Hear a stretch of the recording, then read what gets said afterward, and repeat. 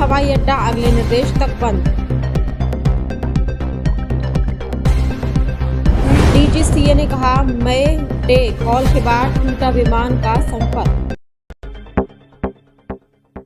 अहमदाबाद से लंदन जा रहा एयर इंडिया का विमान दुर्घटनाग्रस्त हो गया। अहमदाबाद से टेक ऑफ के बाद 242 यात्रियों से भरा विमान रिहायशी इलाके मेघाणी नगर में दुर्घटनाग्रस्त हो गया। इस बड़े हादसे पर नागरिक उड्डयन महानिदेशालय और एटीसी का बयान सामने आया है।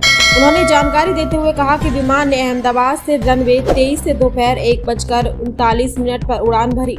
इसने एटीसी के मेडे यानी MAY-DAY कॉल दिया, लेकिन उसके बाद एटीसी द्वारा की गई कॉल पर विमान द्वारा कोई प्रतिक्रिया नहीं दी गई।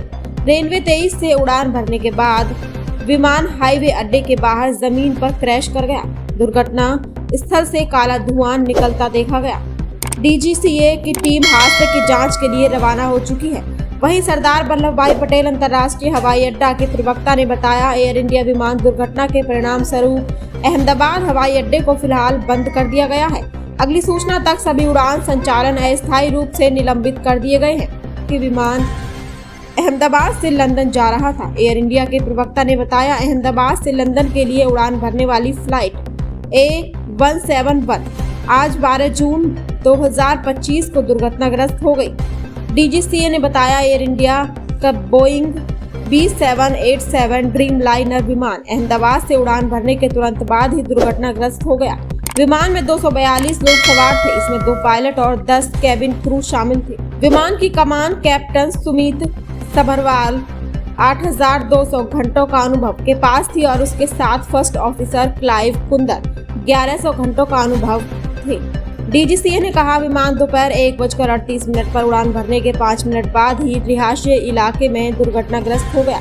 उड़ान योग्यता निदेशालय उड़ान योग्यता के सहायक निदेशक और एक फ्लाइट ऑपरेशन इंस्पेक्टर किसी अन्य कार्य के लिए पहले से ही अहमदाबाद में है।